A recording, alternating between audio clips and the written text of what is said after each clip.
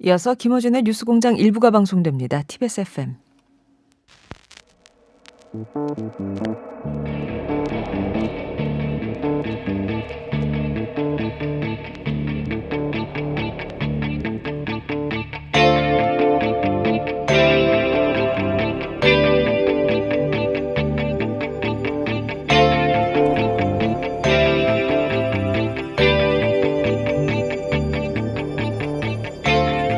안녕하세요. 김어준입니다. 지난 목요일 정부는 4조 원 규모의 소위 청년 일자리 대책 추경안을 발표했죠. 이에 유승민 대표는 최저임금이나 중소기업 일자리 문제에 세금을 투입해서는 안 된다며 국민 혈세를 이렇게 함부로 쓰는 정부는 본 적이 없다고 비판했습니다. 세금을 어떻게 쓰느냐 하는 건 정부 정책 철학의 문제죠. 그렇게 쓰면 안 된다 하는 지적 역시 또 다른 정책 철학으로서의 견해입니다. 할 수 있는 비판입니다. 그런데 혈세를 이렇게 함부로 쓰는 정부를 본 적이 없단 말은 동의가 안 됩니다. 2000년 이후 한 해 추경 최고액은 이명박 정부 때 28조 4천억 원. 추경을 가장 자주 하고 누적액으로도 가장 많은 정부는 박근혜 정부입니다. 임기 2년차 제외하고 40조 규모. 추경을 통해서 혈세가 어떻게 함부로 쓰였는지에 대한 가장 교과서적인 사례는 유 대표 본인이 여당 원내대표로 있던 시절에 박근혜 정부인 겁니다. 그 시절 한 번이라도 추경의 요건을 제대로 갖춘 적이 있긴 있었습니까? 김어준의 질문이었습니다.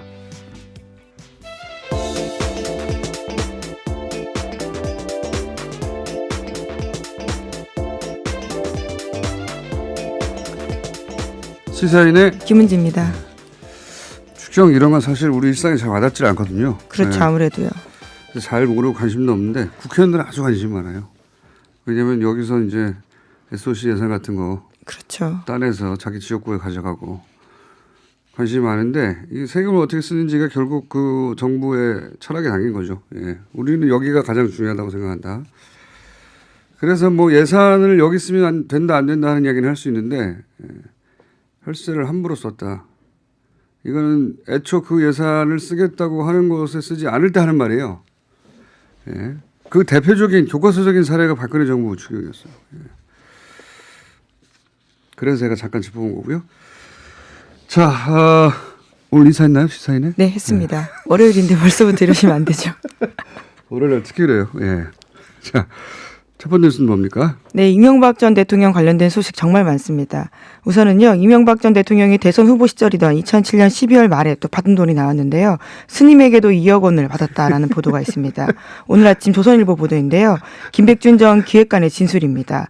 돈을 준 스님도 이를 인정했다라고 하는데요. 하지만 이명박 전 대통령은 검찰 조사에서 이에 대해서 전혀 모르는 일이라고 혐의를 부인했다고 합니다. 이명박 전 대통령의 답은 들을 필요가 없습니다. 다 모르고 다 시키지 않았고 원래 그렇게 살아오신 분이기 때문에. 근데 야, 이거 스님 빵 터집니다. 빵집 이래 이후로. 예. 네, 굉장히 또 정황이 구체적입니다. 총무기획관에게 능인선원 주지인 지광 스님 만나라고 이명박 전 대통령이 지시했다라고 하고요.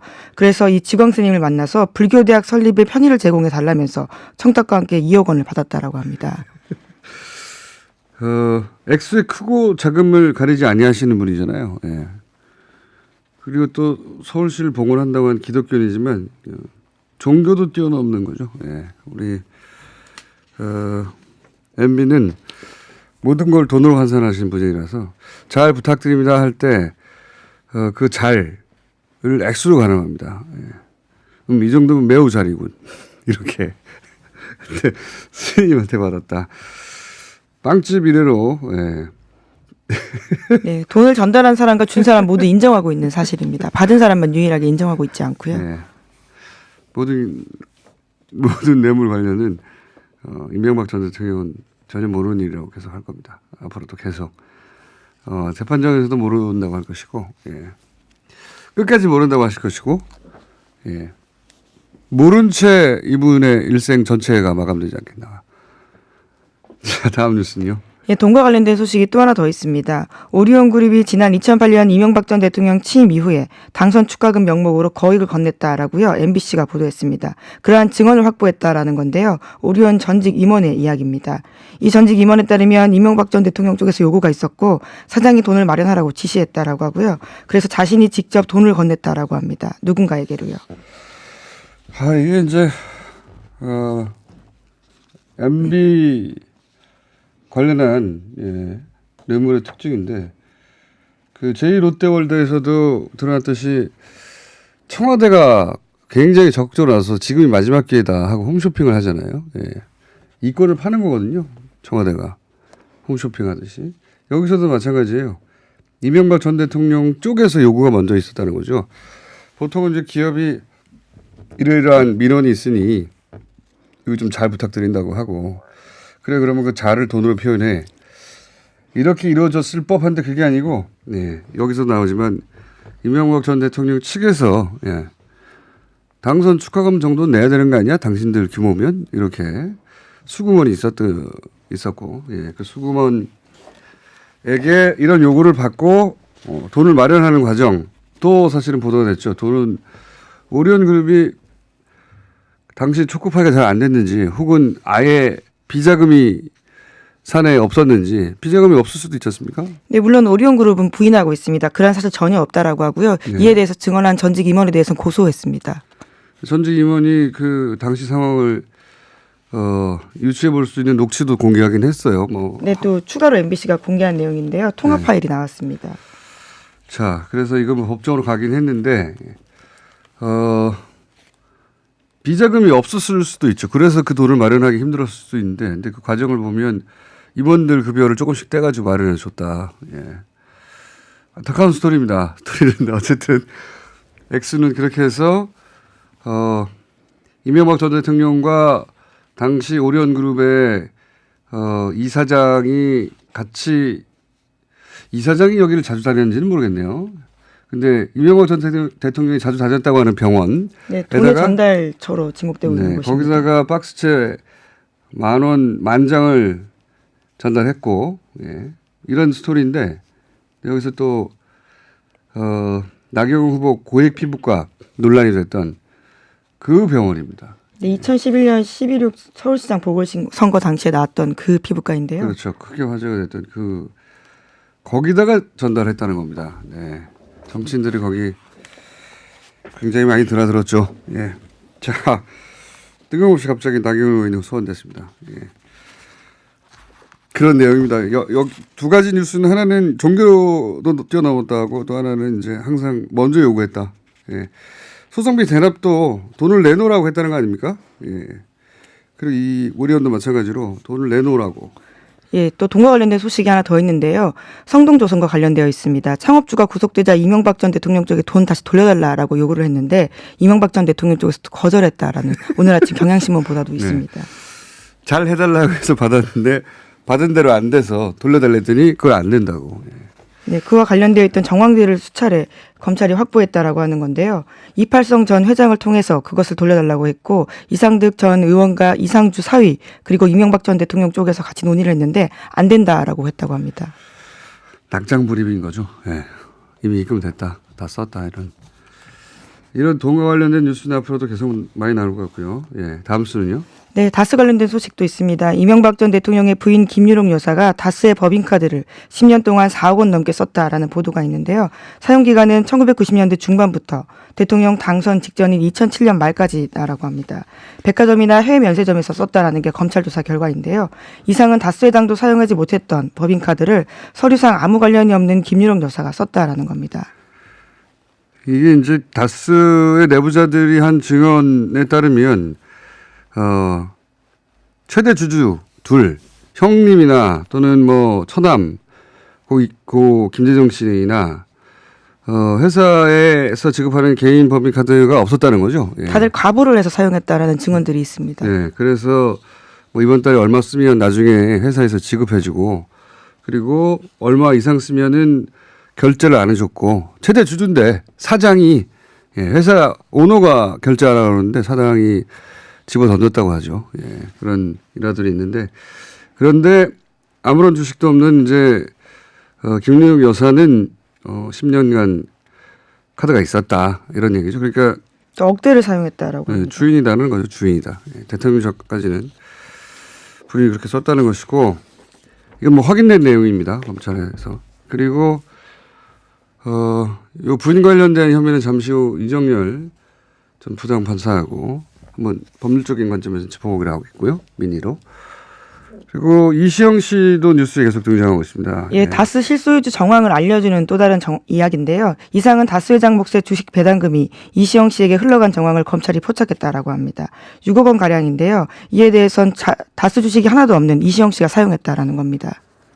그러니까요. 예, 이명박 전 대통령의 가족들은 주식에 한 주도 없고 아무 상관도 없다고 하는데 돈은 자기들이 씁니다. 예, 돈을 쓰는 사람이 주인이죠. 최대주주인데 돈을 못 쓰면 그게 무슨 최대주주입니까? 최대주주라고 했던 두 사람은 돈을 쓸 수가 없었다는 이야기가 대부분의 증언을 통해서 입증되고 있고, 아들이나 그리고 부인은 돈을 썼다는 얘기죠. 예. 배당금을 받아갔다는 거 아닙니까, 이게? 네, 그렇죠. 주식의 배당금인데요. 주식을 하나도 없는 사람들이 받아갔다라는 겁니다. 예. 그리고 이제 도곡동 땅을 판 자금도, 예. 이시영 씨가 가져갔다는 걸로 그렇게 검찰에 그 대통령의 형 그리고 그 아들 동영 씨가 증언을 검찰에 진술을 한 상태입니다. 네, 물론 이에 대해서도요. 이명박 전 대통령 쪽은 부인하고 있습니다. 다스 내부 문제는 형 이상은 회장과 아들 이시영 씨 사이의 일로 자신은 아는 바가 없다라는 겁니다. 이 카드도 이상은 회장이 줬다고 하는 식으로 네, 가족들이 함께 쓰는 거다라는 취지의 이야기를 하고 법인 있습니다. 카드 쓴 내역을 제시하자 처음에는 카드를 쓰지 않았다고 했다가 카드를 제시하자 이거는 이상은 회장이 준 거다. 근데 이상은 회장 본인은 돈을 못 썼어요 회사에서. 그래서 당시 김성우 사장한테 돈을 얼마 이상 쓰면 매달 아주 혼이 났다고. 자, 이건 뭐 제가 보기엔 빠져나갈 수 없을 것 같은데 그런 공방이 오가는 중입니다. 예, 다음 뉴스는요. 네, 문무일 검찰총장이 이명박 전 대통령에 대한 수사팀의 구속영장 청구 의견을 받아들인다라는 오늘 아침 중앙일보 보도가 있습니다. 시기는 이번 주 초가 유력하다라고 하는데요. 익명을 원한 대검 관계자의 말을 인용한 보도입니다. 최근 검찰총장 주재로 내부 회의가 열렸는데 서울중앙지검 수사팀에서 낸 의견에 대해서 반대하는 간부가 한 명도 없었다라고 합니다. 이 내용을 알고 반대할 수가 없어요. 예. 그리고 이제 검찰이 정치적 고려를 하기에도 너무 혐의가 많고, 예, 너무 액수가 많고, 너무 구체적이라 영장 청구는 뭐 거의 100% 확실히 될 것 같습니다. 이번 주 중에 되겠죠 아마. 예, 길게 끌고 가지 않을 것 같으니까. 자, 다음 뉴스는요. 네, 평창 패럴림픽이 어제 끝났습니다. 한국에서 처음 열린 이번 대회는요. 역대 최다 참가국이 참여했습니다. 49개국이고요. 또 선수도 570명 가량이 됩니다. 입장권도 목표 대비 150% 가까이 팔렸고요. 대회 기간 4개 경기장과 기타 등등을 해서요. 74만 명이 방문했다라고 합니다. 그렇군요. 평창 올림픽에 이어서 패럴림픽도 잘 끝났다고 합니다. 네, 우리가 최초의 금메달을 땄다고 제가 들은 것 같은데. 예. 네, 그렇습니다. 신희연 선수가요. 사상 처음으로 금메달을 땄습니다. 또 투혼의 동메달도 있는데요. 파라 아이스하키 종목이라고 합니다. 그렇군요. 자, 시간이 별로 없어 미니가 하나 있어서 중요한 뉴스 한두 개 짚고 넘어가야 될 것 같습니다. 네, 아베 신조 일본 총리가 한국 정부의 북일 정상회담 성사를 위해서 중재를 요청했다고 오늘 아침 동아일보가 보도했습니다. 남북 및 북미 정상회담을 앞두고요. 한미, 한중일, 한일 등 릴레이 정상회담이 추진되고 있는 겁니다. 그러다 다 만나겠어요. 예. 러시아와도 만나지 않을까. 왜냐면은 우리하고 남북 정상회담하고 그다음에 미국하고 북미 정상, 그다음에 북일 정상회담까지 나가면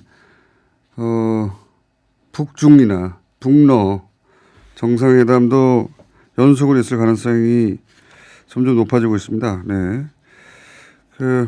그리고 그 정상회담을 중계를 해달라, 다리를 좀 놔달라. 네, 한일 관계 정통한 외교 소식들에 따르면 그런 식으로 이야기를 했다라고 하는데요. 만남을 중재해달라는 요청이 있었다라고 합니다. 그러니까 말이죠. 예. 그래서 일본도 4월 달에 미일 정상회담 준비하고 있는데 이와 관련해서 청와대 여러 가지 기대감을 피력하고 있다라고 합니다. 지난주 말씀드렸지만 우리 주변국들이 이제 전 세계적 강국이거든요. 네.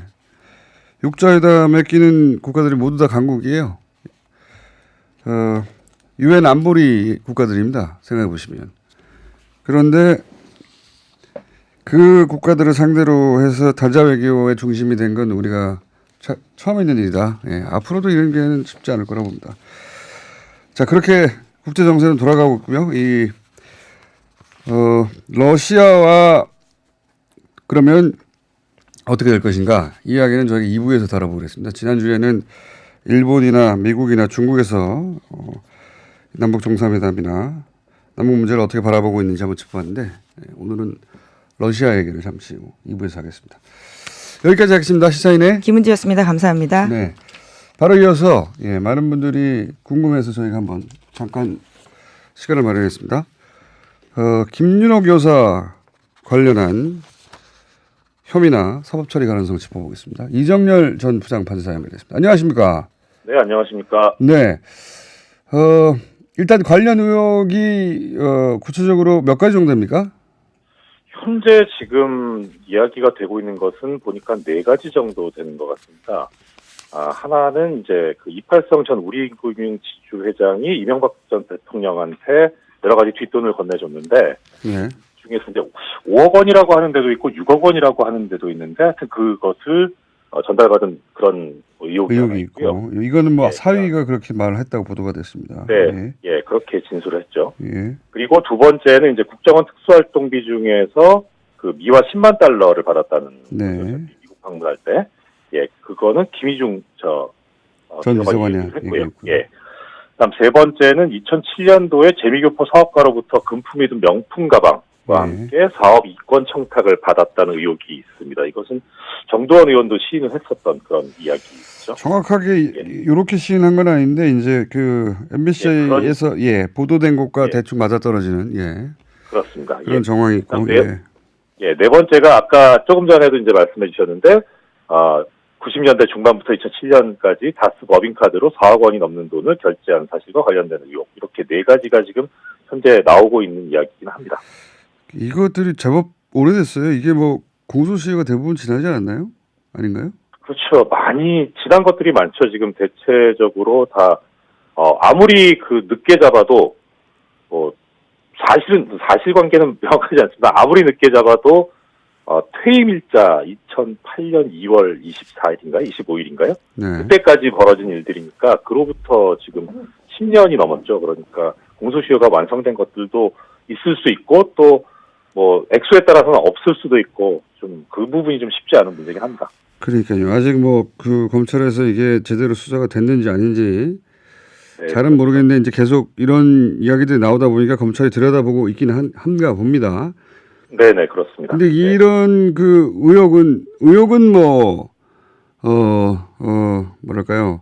일반인들에게 이런 일이 있었을 법하다 혹은 관련된 진술 이런 건데 이게 의혹이 구체적으로 확인된다 하더라도 이게 범죄가 되긴 됩니까? 처벌이 되긴 됩니까?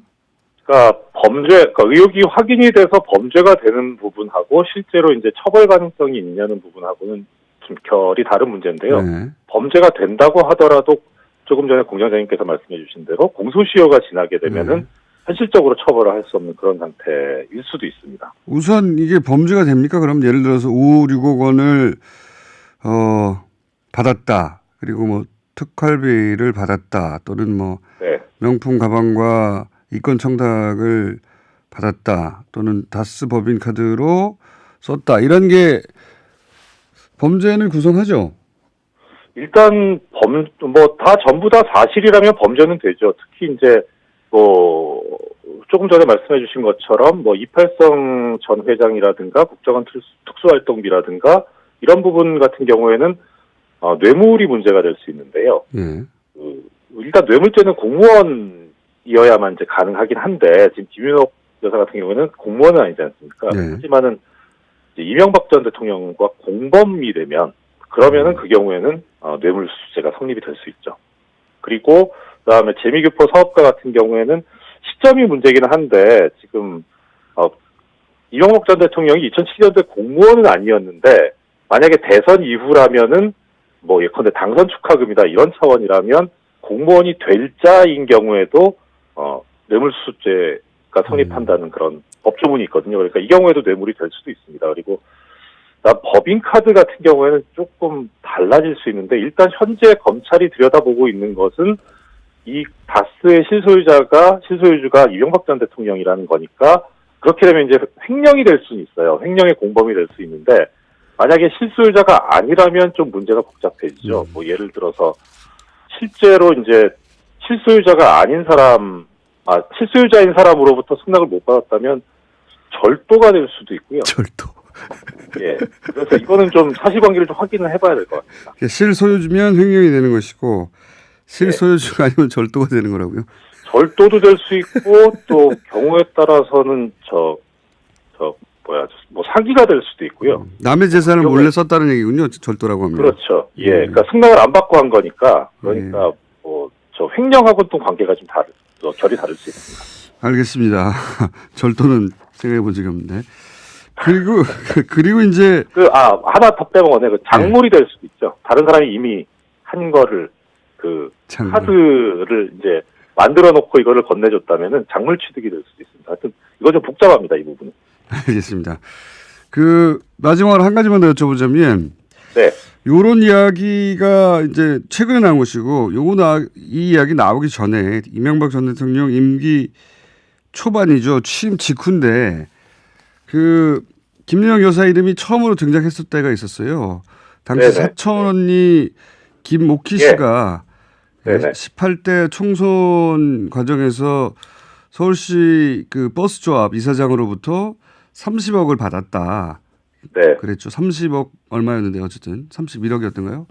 그리고 나서 결국은 처음에는 이제 사기, 그러니까 김옥희 씨가 공천의 영향력을 행사할 수 없음에도 불구하고 행사할 수 있는 것처럼 사기를 쳐서 30억을 받았다. 뭐 이런 식으로 진행이 되다가 결국은 대법원에서는 징역 3년을 받긴 받았습니다. 실형을 살았어요. 물론 중간 과정에서 이제 감옥에 안 가고 병원에 있고 하던 이상한 특혜들이 많이 있었어요. 근데 어쨌든 당시 이제 단독 범행으로 법원에서는 판결을 냈죠. 그렇죠. 네. 그렇죠. 그런데 이 사건이 굉장히 이상한 사건이었거든요. 예. 그렇죠. 이게 아무리 받는 쪽에서는 설령 확정 판결대로 했을 수도 있는데 문제는 주는 쪽에서 보면 김옥희 씨가 무슨 영향력이 있어가지고 공천 그러니까요. 아무런 힘이 해달라고 손을 주겠어요. 그렇죠. 그러니까 최소한 이 끝에는 이명박 전 대통령이 있거나 내지는 중간에는 김여영 여사가 있다고 봐야 이게 연결고리가 맞아 떨어지는 거거든요. 3억도 아니고 이게 30억입니다. 30억. 3억도 크죠. 아니 지금 언론에 등장하는 액수들이 그렇죠. 2억, 3억 이렇게 나오는데 여기는 한 사람이 30억을 줬는데 이걸 그냥 사촌 언니가 알겠거니 하면서 그냥 줬다는 게 이게 말이 도저히 납득이 안 되거든요, 이게. 그러니까요. 납득은 안 되죠. 근데 하여튼 일단 확정 판결상으로는 그렇게 돼 있으니까. 그래서 공장장님 물으시는 취지에 따르면 이제 이게 그럼 어떤 처벌이 가능한 거냐라는. 만약에 관여되어 있다면 가정입니다. 이게 지금 문제되는 건 공직선거법 위반 문제가 됩니다. 공천을 돈 주고 사는 거니까. 그렇죠. 그렇게 해서 그걸 돈을 받은 거니까 공직선거법 위반인데 이게 좀 재미있는 게 액수 때문에 약간 공소시효가 갈려요. 그러니까 일단은 공직선거법 위반이라고 보면은 공소시효가 7년 정도입니다. 근데 이 사기로 보게 되면 액수가 지금 30억이 넘어서 특정 경제범죄 가중처벌 등에 관한 법률로 가기 때문에 10년이 되거든요. 그래서 일단 공천을 알선할 것이냐, 그러니까 결국 최종적으로 이명박 전 대통령한테 가야 되는 거니까 이야기가 공천해달라고. 그러면 공천을 알선을 해서 그 대가로 돈을 받은 거다라고 본다면 공직선거법 위반죄가 돼서 공소시효가 7년이고요. 그런 의사 없이 그냥 이제 가로채겠다라는 생각이었으면은 공소시효가 10년이 됩니다. 그래서 공소시효가 사기가 더 길어요. 그런데 그렇다 하더라도 지금 올해 완성되는 거 아닙니까? 10년 전이니까. 문제는 뭐냐면, 문제는 뭐냐면 지금 이 김옥희 씨가 처벌을 받았잖아요. 사기가 된다면은 김옥희 씨하고 공범이 되는 경우고요. 그럼 이 경우에는 공범이 처벌을 받았을 때 그때는 다른 공범자의 공소시효가 정지된다는 형사소송법 규정이 있어요. 기소가 되면서 판결이 확정될 때까지 꼭 기간을 또 그렇군요. 그래서 아직은 몰라요. 이거. 아직은 모르겠군요. 네. 이 사건 역시 혹시 검찰 수사 과정에서 드러날 수도 혹은 뭐 거론될 수도 있을 것 같아서 여쭤본 건데 그러니까 이것이 또 문제가 될 수 있다. 완성되지 않았다. 문제가 된다면 될 수도 있죠. 예. 일단 현재로서는 공소시효는 완성되지 않은 거 아닌가 싶어요. 공범으로 본다면 사기가 된다면. 근데 지금 이게 뭐 사기냐 아니냐의 문제라기보다 사실 그 돈 받고 공천을 해줬다는 그런 공천을 해주려고 했다는 그런 문제였기 때문에 그 부분이 더 엄중하기는 하죠. 그래서 공직선거법 위반으로 본다면 또 어떨런지 그건 좀 의문이긴 합니다. 알겠습니다. 오늘 여기까지 듣겠습니다. 감사합니다. 네, 고맙습니다. 네, 지금까지 이정열 전 부장 판사였습니다.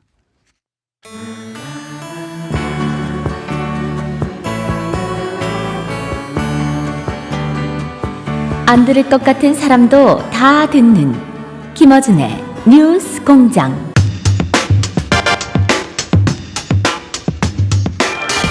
북핵 6자 회담이 열린다면 당사국 중에 하나죠. 러시아.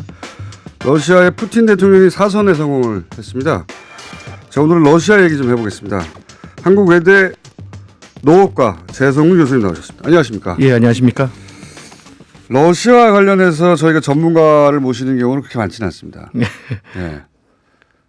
그렇죠? 예. 교수님도 이 러시아 문제로 방송국에 가서 인터뷰하신 적 그렇게 많지 않죠? 많지는 않죠. 뭐 몇 번 있습니다. 몇 번. 예. 예. 미국은 맨날 불려가거든요. 그렇죠. 전문가도 예. 많지만. 예. 자, 지금 이제 뭐 남북 정상회담, 북미 정상회담 등등 예.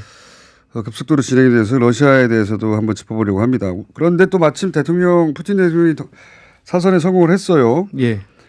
근데 이제 이 선거에 대한 관심이 그렇게 사람들이 높지가 않았던 게 러시아라서도 그렇지만 거기는 뭐 항상 푸틴이니까. 예. 예. 이번에도 사실상 하나만한 선거에 가깝지 않았습니까?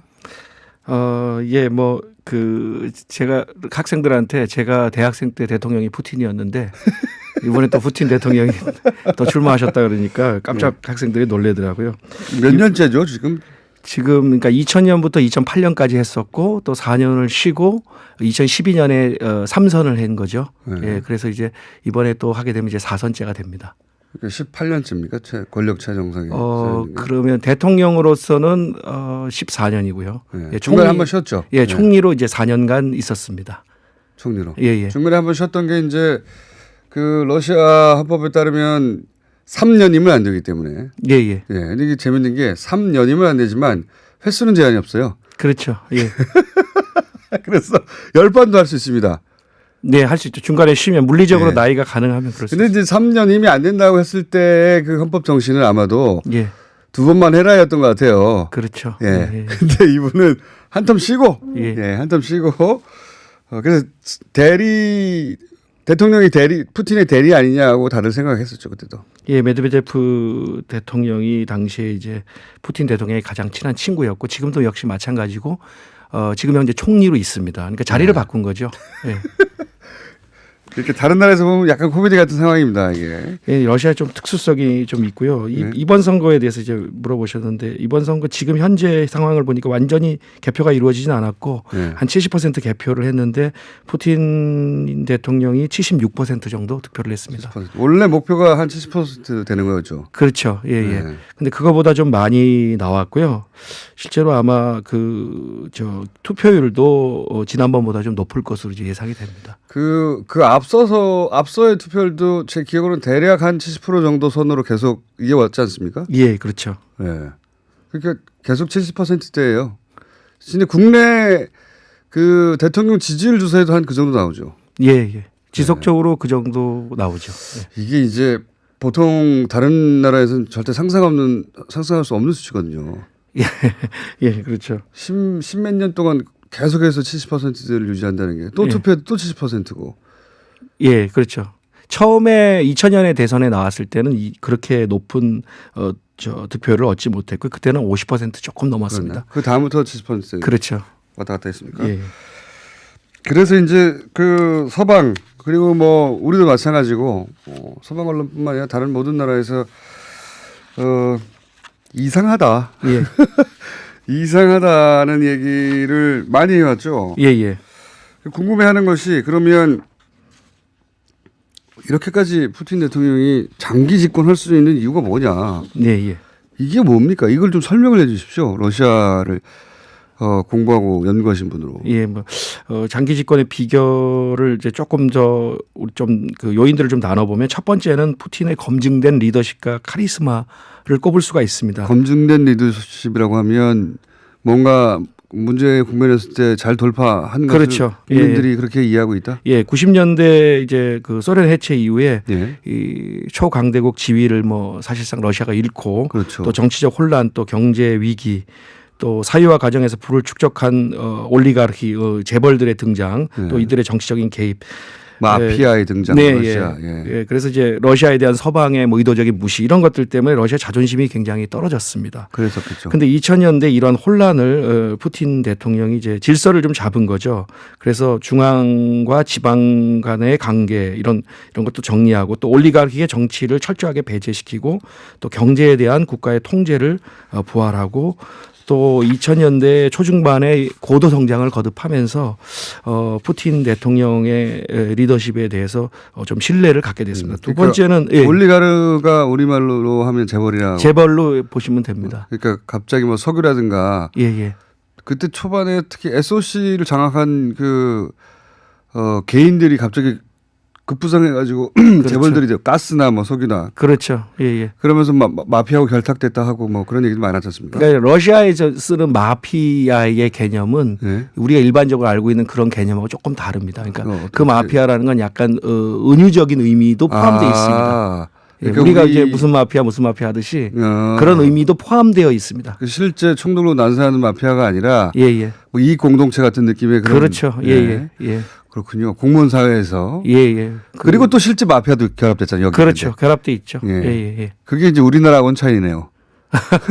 근데 영화 속에서 보듯이 그런 마피아라고 했을 때 실제 범죄 집단으로서의 마피아. 예.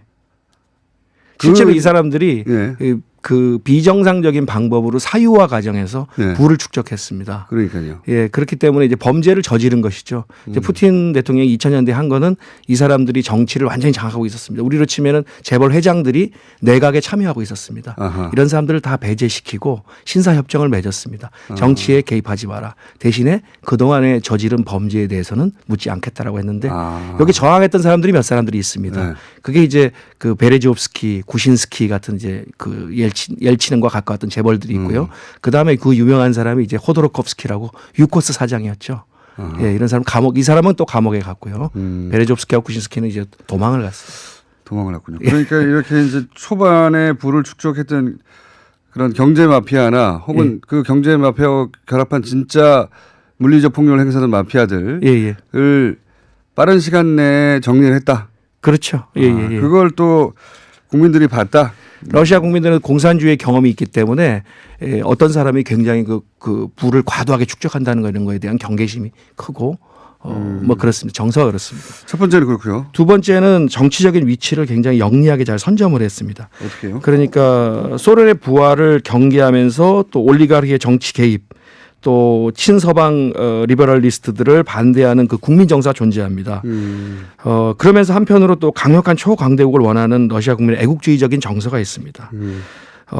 이 애국주의 정서를 선점을 했는데 이보다 더 우익적인 그런 정당도 또 존재함으로써 상대적으로 온건한 애국주의로 보입니다.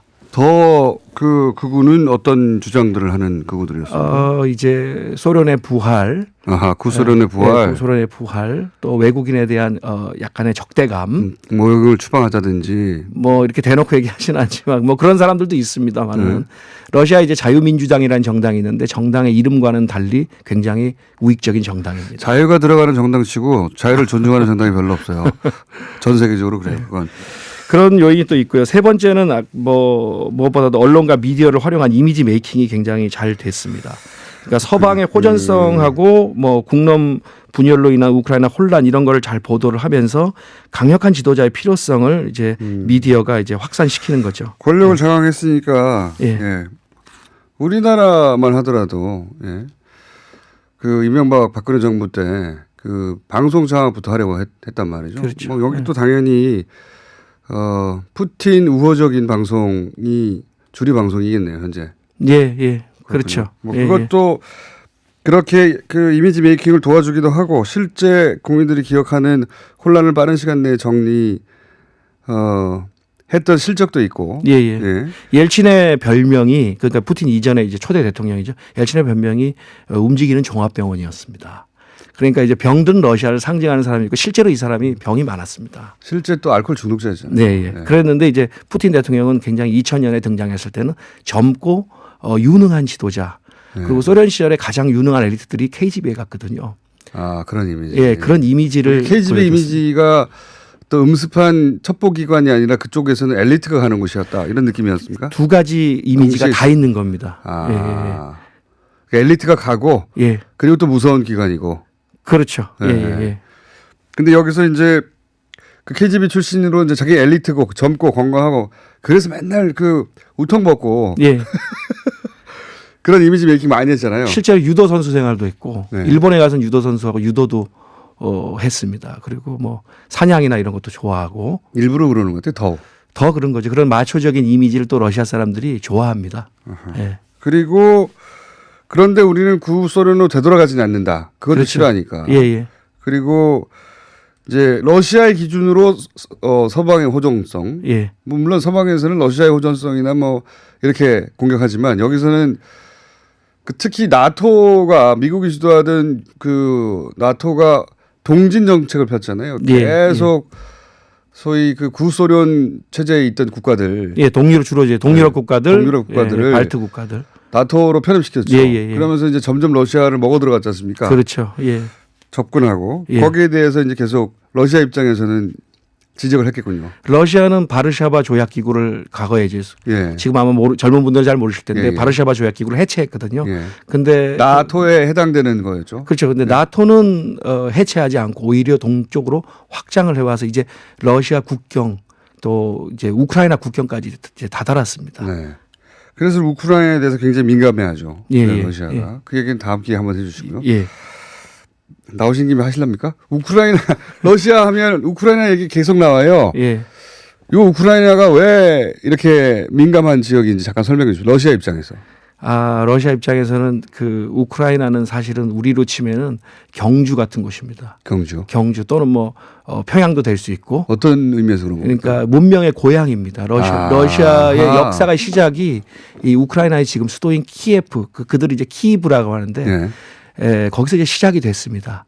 그래서 이제 문명적으로도 굉장히 중요하고 네. 그다음에 경제적으로도 우크라이나하고 러시아하고 산업이나 아니면 인프라가 굉장히 다 연결이 돼 있습니다. 그리고 또 러시아인들이 거기 살지 않습니까? 러시아인들도 많고요. 또 네. 동부 지역 같은 경우에는 친러 정서가 매우 강한 지역입니다. 그리고 또 흑해도 있잖아요. 그렇죠. 뭐 흑해 이제 크림반도는 이제 2014년에 이제 네. 아예 병합을 했고요. 이제 그 러시아 입장에서는 서방의 동진으로부터 최후의 보루이기도 하고 동시에 러시아가 지금 탈소비에트 지역을 묶어서 유라시아 경제연합이라는 그런 경제 통합체를 출범을 시켰습니다. 그 통합체에 있어서 우크라이나의 역할이 굉장히 중요합니다. 경제적으로도 문화적으로도 역사적으로도 그렇죠. 중요하다. 굉장히 중요하기 때문에 거기를 그러니까 그 소위 유럽의 서유럽의 혹은 서방의 동진의 마지노선으로 보는군요. 그렇죠. 예, 예. 이해가 좀 더 많이 됐습니다. 예. 제가 알던 것보다. 그래서 우크라이나가 계속 나옵니다. 계속 예. 나옵니다. 예. 그런데 이제 그렇게 그 왼쪽의 서방 국가들이 오른쪽으로 러시아가 과거에 지배하던 영역들을 자꾸 먹어 들어온다. 군사적으로도. 예, 예. 그런 그 불안감을 푸틴은 막아주겠지. 뭐 이런 거군요. 뭐 그렇죠. 이 러시아 국민들의 그 투표 성향들을 보면 대외적인 문제에 관심이 많습니다. 이게 아마 이제 대회가 많잖아요. 주변이 국경을 맞이한 예, 나라들이. 국경도 이제 국경을 육지 국경도 한 14개 국가와 네. 접하고 있고 그러다 보니까 우리는 하나지만 거긴 나라가 북한하고만 있지만 거기는 14개가 있단 그렇죠. 말이죠. 예, 예. 그러다 보니까 러시아의 뉴스에서도 항상 국내 뉴스가 아니고 이제 그 국제 뉴스들이 주로 메인 뉴스로 또 메인 꼭지로 등장하는 경우도 많고 또 러시아 국민들의 투표 성향이 경제 상황보다는 오히려 이제 대외적인 자존심이라든지 이런 거에 대한 그 관심이 많습니다. 그렇군요. 예. 이 14개 국경을 맞대고 있는 14개 국가에 대해서 러시아가 자존심을 잃지 않고 자기 이익을 지키는 거, 예. 존재감을 드러내는 거 이런 예. 거 관심이 많다는 거죠. 특히 그리고 이제 서방이 우크라이나 사태를 계기로 해서 대러 제재를 하고 있지 않습니까? 예. 경제 제재. 이것이 오히려 푸틴의 지지율을 높이는 그렇겠네요. 결과를 가져오고 있습니다. 그렇군요. 그러니까 그런 게 일본의 입장에서 북한 역할을 비슷하게 하는 거군요. 그런 예, 거죠. 예. 예. 서방은 레짐 체인지를 원하는데 예. 오히려 레짐을 강화시켜주고 있는 결과를 압력을 가할수록. 그렇죠. 예. 예. 러시아가 서방의 그런 경제 제재로 무너질 만큼 작은 나라가 아니잖아요. 그렇습니다. 예. 네, 그거는 여하간 그렇습니다. 러시아의 관점에서 보면 그래서 푸틴이 계속해서 지금 장기 집권하고 있고 장기 집권을 서방의 압력이 오히려 도와주고 있다. 예. 매우 안정된 권력이에요. 말하자면.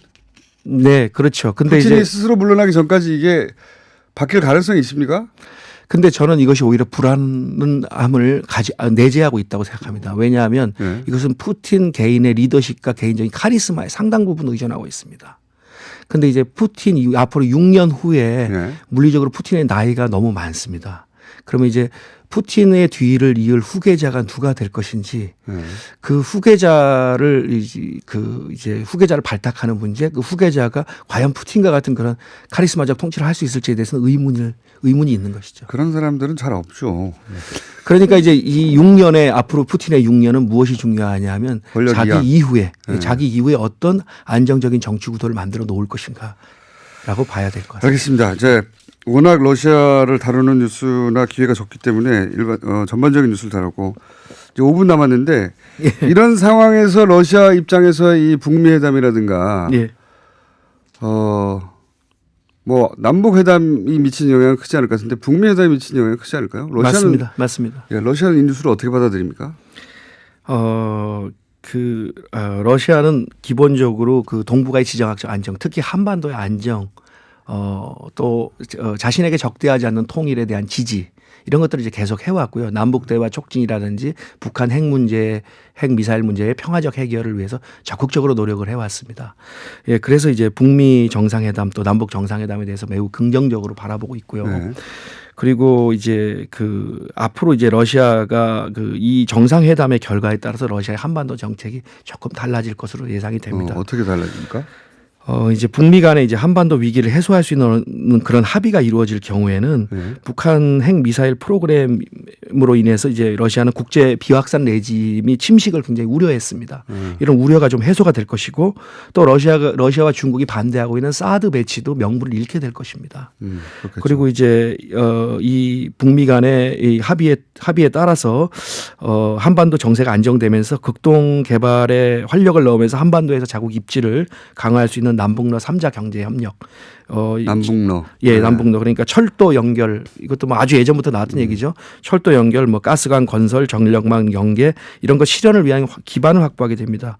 그래서 이 경우에 러시아는 첫 번째로 유엔 안보리에서 대북 제재 완화 또는 철회를 주도하면서 향후 한반도 평화 체제 구축 시 북한 체제에 대한 안전 보장 제공을 이제 약속을 할 것이고요. 공약을 할 것이고요. 두 번째는 한반도 위기 해소를 불가역적으로 만들기 위해서 남북러 3자 경제협력 추진을 좀 가속할 것으로 보입니다. 그러니까 지금 말씀 듣다 보니까 러시아 입장에서는 크게 두 가지네요. 그러니까 핵 확산 방지의 예. 입장에서 이제 이 문제가 해결되는 걸 바라는 것이고. 그렇죠. 예. 또 하나는 이것을 경제 협력의 기회로 네. 바라볼 것이다. 예. 사실 러시아 입장에서 북한이 직접적인 위협이 되지는 않지 않습니까? 그렇죠. 예. 예. 좀 관심이 덜하다고 항상 하더라고요. 러시아 얘기를 물어볼 때마다. 그렇죠. 아주 중국과 같은 아주 직접적인 당사자는 아니라고 봐야죠.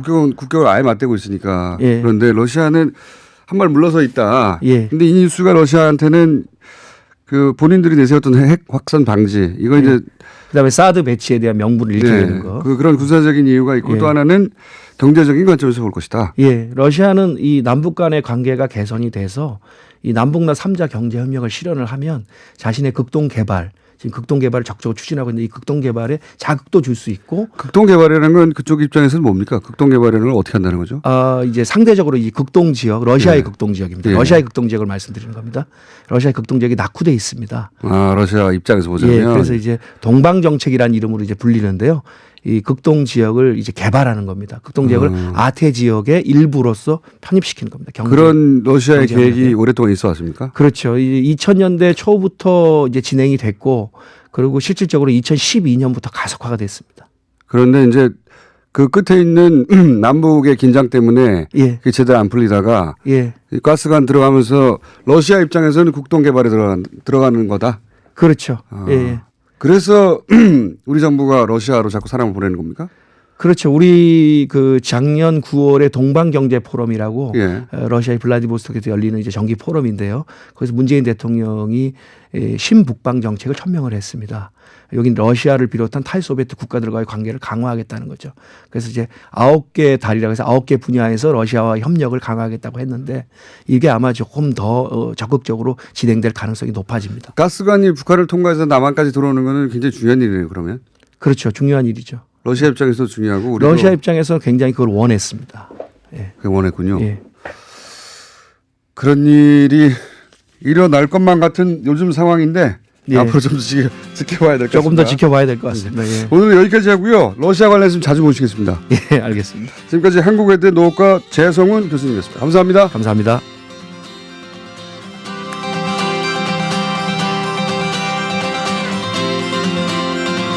김어준의 뉴스공장 3부가 방송됩니다. TBS FM.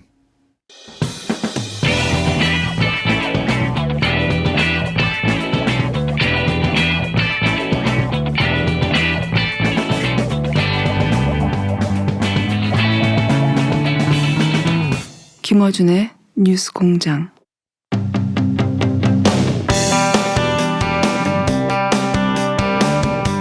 문재인 대통령이 이번 주부터 베트남 그리고 아랍에미리트 순방길에 오릅니다.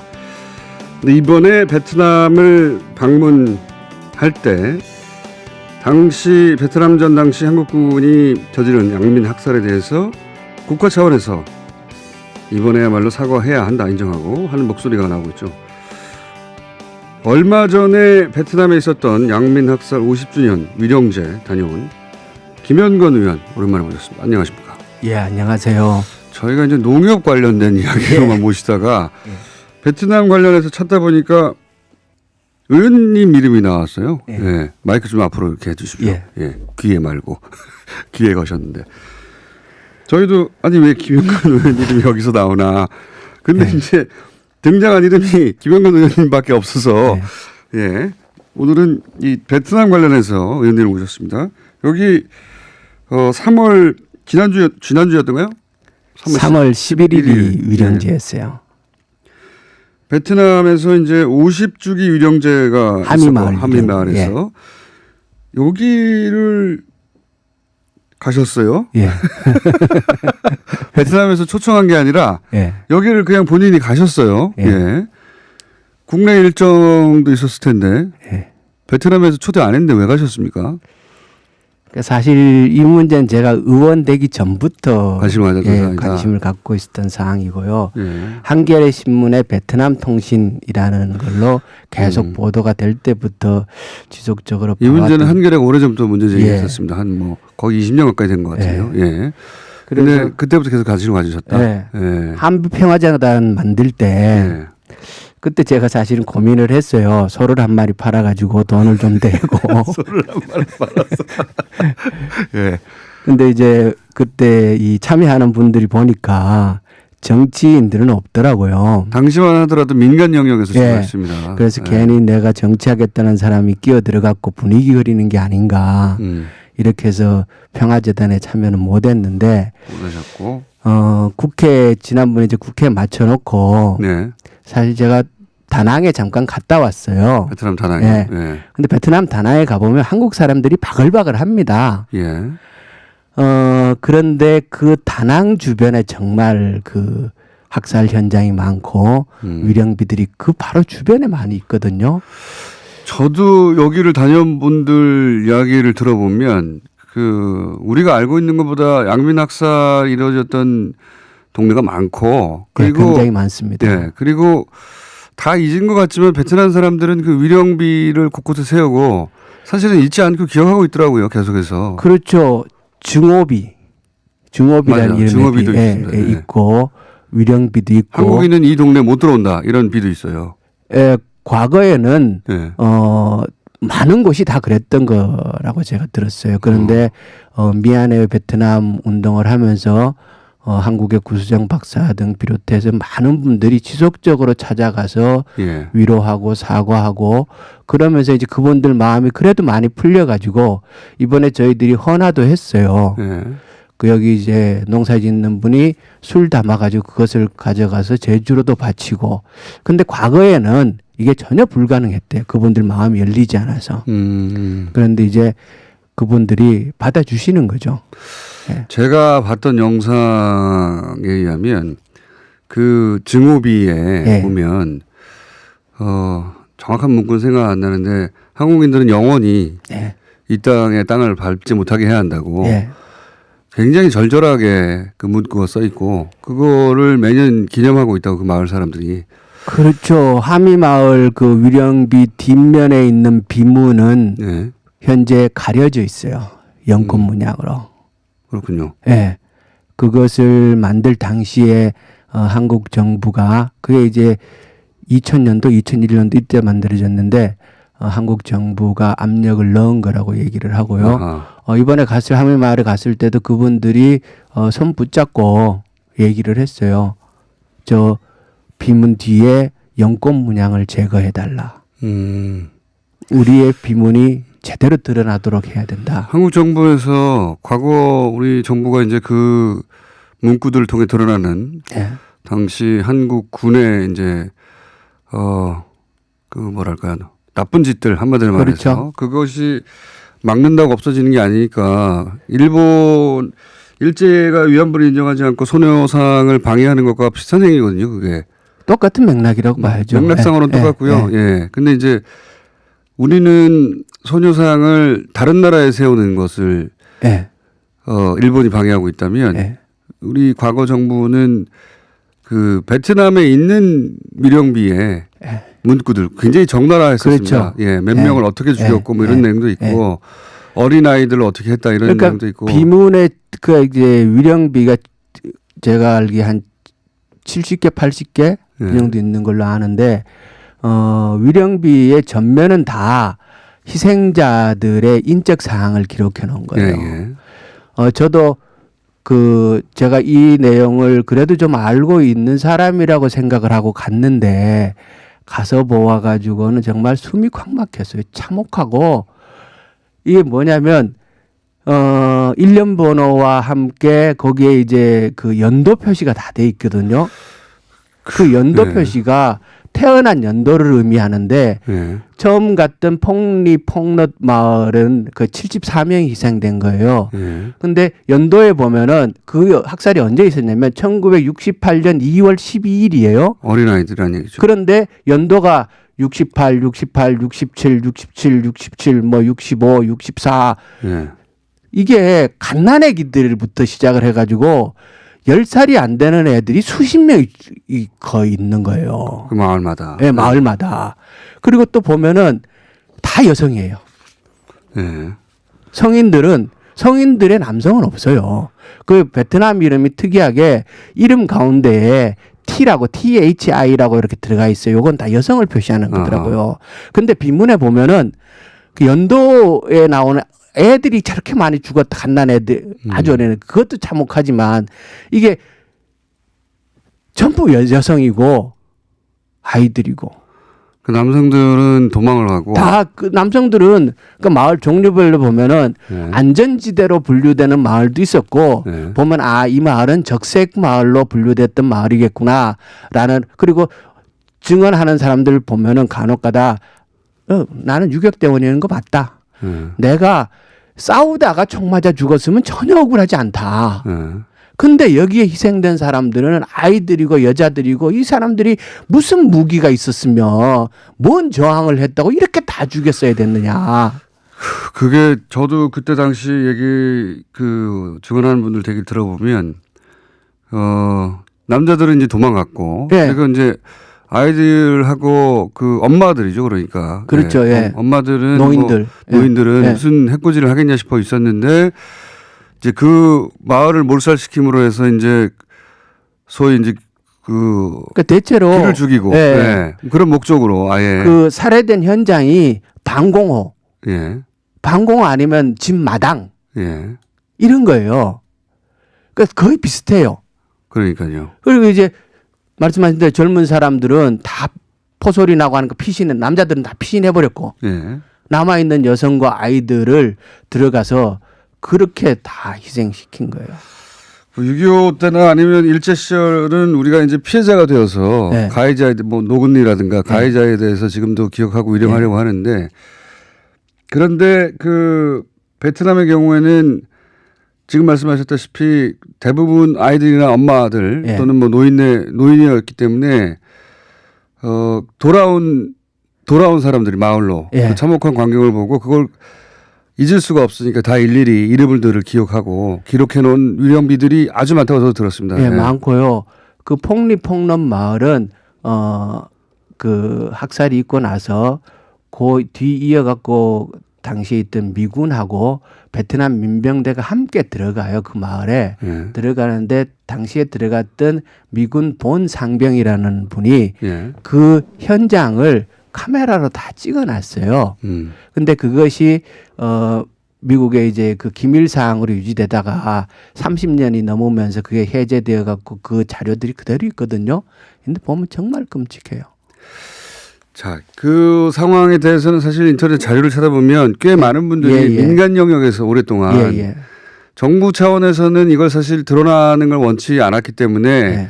공식적으로 어떻게 하는 건 별로 없는데 예. 물론 이제 노무현 대통령이라든가 그 베트남 갔을 때 네. 사과의 의미를 담은 발언을 하긴 했습니다만은 네. 그런데 베트남의 그 상황도 제가 듣기로는 예.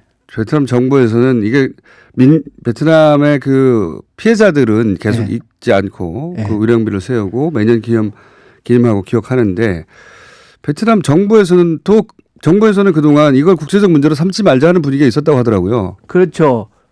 한국에서 어설프게 사과를 할 때 예. 베트남 정부에서는 우리는 전승국가다. 그런 전승국가인데 논리로. 니네가 왜 그런 얘기를 하느냐. 네. 이런 기조가 그동안 쭉 있었던 게 우리는 사실이에요. 전쟁에서 어쨌든 결과적으로 이겼고 예, 이겼고. 그렇기 때문에 이 문제를 다시 돌아서 문제 삼고 싶지 않다. 예. 그런 태도라고 들었었어요, 저도. 그런데 네.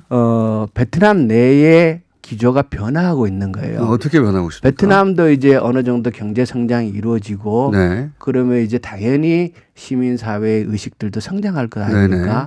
그러다 보니까 우리도 짚고 넘어가야 할 것은 짚고 넘어가야 되는 거 아니냐. 베트남 정부는 남북 전쟁을 했던 국가다 보니까 그렇죠. 내부에 여러 가지 문제들이 안고 있었고 그러다 보니까 과거를 덮고 미래로 가자. 예. 이런 기조로 이 문제를 이렇게 덮어놓고 있었던 거예요. 베트남 정부 스스로. 네, 스스로. 네. 그런데 사회가 점차 변화하는 거죠. 우리도 그 일본 위안부 문제 생각을 해보면 네. 우리는 친일 군사 정권이 들어섰기 때문에 정부 차원에서 적극적으로 가로막았던 거잖아요. 네네. 그렇지만 끊임없이 시민사회 영역에서 이 문제를 제기를 했던 거고 수요 집회가 1000회를 넘었지 않습니까? 네. 이건 20년 이상 했다는 거 아닙니까? 네. 그러면서 이것이 사회에 전면화된 거잖아요. 네. 베트남도 어쩌면 비슷한 과정을 거쳐가고 있는 거라고 봐요. 베트남의 국민 정서 혹은 뭐 정부 입장이 바뀌어가는 와중이다 지금. 예. 그래서 이번에 저희들이 갔을 때 굉장히 관심이 많았고요. 베트남에서 의원님이 가신 거를 베트남에서 굉장히 크게 뉴스로 보도했다는 제가 이야기 들었습니다만 의원님이 그렇게까지 중요한 분이 아니라고 제가 알려드리고 싶었는데 베트남에. 저도 그렇게 생각을 했어요. 저도 그렇게 생각을 했는데 크게 보도됐다는 얘기 들었어요. 저도. 네. 현역 국회의원이 와서 참배를 한 게 처음이라는 거예요. 아, 그런 차원에서. 네. 그러니까 베트남 내 분위기가 그렇게 바뀐 데다가 네. 그런 분위기가 바뀐 걸 알고 가신 건 아니지만 그렇죠. 국회의원 되시기 전부터 이 문제에 네. 관심 많았고 50주년이라고 하니 내가 꼭 가봐야 되겠다 개인 자격으로 갔더니 베트남 뉴스가 엄청 많이 나왔다고 그러니까 하더라고요. 국영방송하고 그쪽의 언론에 뭐 거의 도배가 되다시피 저희 그 한배평화재단에서 저희 일행이 한 40분 갔거든요. 강우일 주교님을 단장을 해서 네. 손호철 교수님도 가시고 여럿이 갔는데 굉장히 많이 보도했어요. 그리고 국회의원이 갔다느니요. 하긴 생각해 보면 소녀상 앞에 예. 일본의 집권 여당의 국회의원이 와서 만약에 절을 했다. 예. 그럼 우리도 크게 보도했겠죠. 예. 일본은 아직도 그런 적이 없지만 앞으로도 예. 없을 것 같고요. 예. 그러니까 베트남 입장에서는 그런 일이 벌어진 거군요. 아, 좀 이해가 사과할 갑니다. 건 해야죠. 그게 그래야지 사실은 우리도 일본에 예. 대해서 할 말이 있는 예. 겁니다. 우리가 예. 가해자가 된 역사가 예. 있으니까요. 저희가 최소한 아베의 길을 갈 수는 없지 않습니까? 그러니까요. 예. 그것도 그렇고 과거에는 뭐 베트남의 분위기도 그랬고 베트남 정부가 예. 그걸 덮자는 분위기였다고 하면 이제는 그게 아니라면 그리고 이번에 가서는 제가 혹시- 알기에 최근에 예. 베트남 정부의 입장도 변화해가지고요. 예, 이런 분위기 속에서 한국 정부에다가 공식적으로 사과할 것을 요청하고 있는 걸로 알아요. 아 그렇게 알고 계십니까? 예. 저는 그게 해야 한다고 봅니다. 예. 실제. 그래서 우선 다시 베트남 얘기 의원님 얘기로 돌아와서 하미 학살 50주기 위령제가 예, 거죠. 예. 예. 그게 이제 저희가 참여할 본 행사였죠. 국회의원은 의원님 혼자 하셨고. 그렇죠. 예. 예. 현지 언론의 예를 들어서 무슨 타이틀, 기사 타이틀이라든가 그걸 통해서 우리가 딱 알 수 예. 있는 그들의 분위기가 있을 텐데 베트남 언론 타이틀을 읽을 수 없어가지고. 우리는 이미 모든 걸 용서했다. 아 그런 예, 그런 예, 내용들입니까? 예. 내용들이 오라. 돌아오라. 예, 오라. 돌아오라. 예. 그러니까 그러니까 베트남 사람들이 한국 사람 정말 좋아해요. 그건 제가 겪어보지 않아서 모르겠는데 그렇습니까? 예. 그리고 베트남 음식이 예. 전 세계 어느 나라보다도 우리 입맛에 맞고 그리고 베트남이 우리하고 훨씬 더 가까워 싶어 하는 그러한 그 마음들이 있는 거죠. 뭐 한류 이야기는 제가 많이 들어봤는데 그리고 박항서 감독 효과 뭐 이런 건 들어봤습니다. 아, 지금 이제 베트남에요. 예. 이렇게 그 거리를 다니다 보면 예. 남자들은 20명, 30명 모여갖고 맥주 한 병 넣고 예. 전부 축구 보고 있어요. 그 베트남 축구 열기는 뭐 유명하죠 원래. 네. 예. 베트남 제가 알고 있는 축구 관련한 이야기 중에 네. 베트남 박지성 선수가 현역으로 뛸 때 네. 베트남의 최고의 국민 영웅은 박지성 선수였어요. 우리나라 선수들에도 불구하고 그렇게 저는 전에 들었는데 네. 그렇게 축구를 좋아하는데 박항서 감독이 예, 예. 이 기록 때문에 이제 한국에 대한 고마움, 박항서 감독을 통한 그런 이미지가 생긴 거는 제가 들었습니다. 익히. 근데 가셨더니 그게 느껴지던가요, 베트남 사람? 그렇죠. 제가 몇 번 가봤었는데요. 네. 그러니까 한국에 대한 그 선호도, 국가 이미지 이런 것들은 베트남에서는 굉장히 이렇게 좋게 형성되어 있는 걸로 저는 그렇게 알고 있습니다. 그런데 이제 그 뿌리에 우리가 인정하고 사과해야 할 과거가 있다는 거죠. 이거 없이 그렇죠. 이렇게까지 온 거군요. 그러니까 그런 요구들을 그러니까 이번에 이제 그 마을들을 찾아가고 희생자 가족들 그리고 생존자들 만났을 때 그분들은 정말 한국 정부가 제대로 된 사과를 하고 자기네들한테 손을 내밀어 주기를 간절히 바라고 있어요. 그거는 꼭 해야 된다고 생각이 드는 게 그 위안부 할머님도 결국은 진심 어린 사과를 하라는 거거든요. 예. 그렇죠. 뭐 돈 얼마를 달라는 게 아니라 예. 사과를 하라는 거거든요. 그걸 공식적인 사과를 하라는 그러니까요. 거예요. 인정할 걸 인정해라. 너희가 잘못했다는 사실을 인정하고 사과하라는 거. 그게 가장 요구의 기본이죠. 저도 해야 된다고 봅니다. 그거 예. 민간 영역에서는 오랫동안 해왔지만 정부 차원에서 공식적으로 하라는 거죠. 예. 자, 혹시 베트남 언론과 인터뷰 같은 건 안 하셨습니까? 많이 했죠. 아, 이런 취지 이야기를 하셨겠네요. 그렇죠. 저는 그렇게 얘기했어요. 우리가 때로는 진실을 직면할 때 참 두렵고 떨린다. 그리고 커다란 용기를 필요할 때가 있다. 지금 대한민국 국민들이 그렇다. 그렇지만 우리는 피해 나가지 않을 것이다. 그리고 정말 마음을 다하여 사과한다. 그리고 우리 정부에서 공식적으로 빠른 시일 내에 사과하기를 바라고 우리 문재인 대통령께서 꼭 그렇게 하실 거라고 바란다. 그리고 희생자들과 유가족들을 직접 그분들을 위로하고 보듬어 주실 거리라고 믿는다. 대통령이 그랬죠. 하실 일을 하신 거 아닙니까? 이건 먼저 가가지고 저는 이러시면 어떡합니까 이거? 우리 예. 대통령께서요. 예. 그분 심성으로 그렇게 하실 거라고 믿어요. 믿는데 문제는 예. 국내 환경이 있지 않습니까? 네네. 그러니까 국내 보수 우파들도 있고 우리가 잘못한 거를 왜 끄집어내느냐 예, 이 얘기부터 예, 시작해서 당신은 공산주의를 막아내기 위해서 갔던 예, 예. 우리 군인들의 명예를 훼손하는 것이다 이런 예. 얘기도 할 수 있고 많은 종류의 얘기를 할 수 있는데 예. 그거는 위안부 문제에 대해서 일본이 취하는 태도예요. 네. 그래서 저는 그분 마음속에 그분 심성은 그렇게 하실 거라고 믿는데 그렇게 사과할 수 있는 분위기를 국내에서 만들어 드려야 된다고 생각을 해요. 그래야 그래서 오늘 나오신 거군요. 말하자면. 제가 좀 나오게 해달라고 부탁을 네. 한 저희도 거잖아요. 베트남 관련해서 쭉 찾아보니까 의원님 이름만 자꾸 여기저기 나오고 베트남 언론에도 자꾸 의원님 이름만 나와서 네. 근데 이제 의원님은 농협인데요. 저희 이분밖에 없나 다른 분을 찾고 찾았는데 네. 아무도 없어서 결국 저희가 할 수 없이 의원님을 모셨습니다만 사연이 길게 있네요. 예. 이렇게 갔다 왔더니 네. 베트남 민간 영역에서의 반응도 정부 차원에서야 뭐 공식적인 반응이라는 게 네. 드라이 하니까 민간 영역에서의 반응은 어떻습니까? 대대적인 보도가 있었다 그랬잖아요. 예. 네티즌들 반응도 굉장히 우호적이에요. 베트남 네티즌들 예. 반응. 우호적이지 않을 이유는 없을 것 같습니다. 예. 그리고 저희들이 갔던 시점이 예. 미군에 의한 밀라이 대학살 그게 3월 16일이거든요. 예. 그 직전이었어요. 예. 예. 그렇기 때문에 미군이 그 3월 16일 날 50주년에 미국이 어떻게 반응할 것인가를 예. 베트남은 또 관심이 있는 거죠. 미국은 이걸 공식적으로 인정한 적이 없는 걸로 저는 아는데. 미국은 공식적으로 인정한 적이 없어요. 없고 미국의 그 시민사회 영역 예. 그쪽에서는 베트남 전쟁에 대해서 굉장히 그 연구도 하고 예. 그 밀라이라는 오페라도 만들고 굉장히 이렇게 관심을 많이 갖고 있지만 정부 차원의 대응은 저도 없는 걸로 알아요.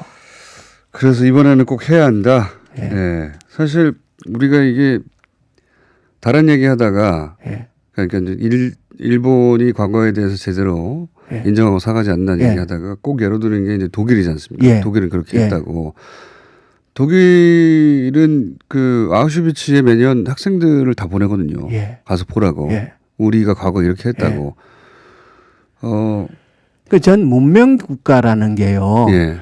빌딩이 올라가고 국민 소득이 늘어난다고 문명 국가가 되지 않는다고 생각을 해요. 예. 문명 국가가 되려고 하면은 반성과 성찰을 할 줄 알아야 되는 거예요.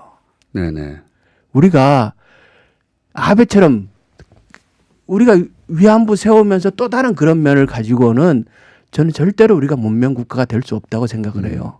그리고 대한민국은 지금 촛불도 평화잖아요. 예.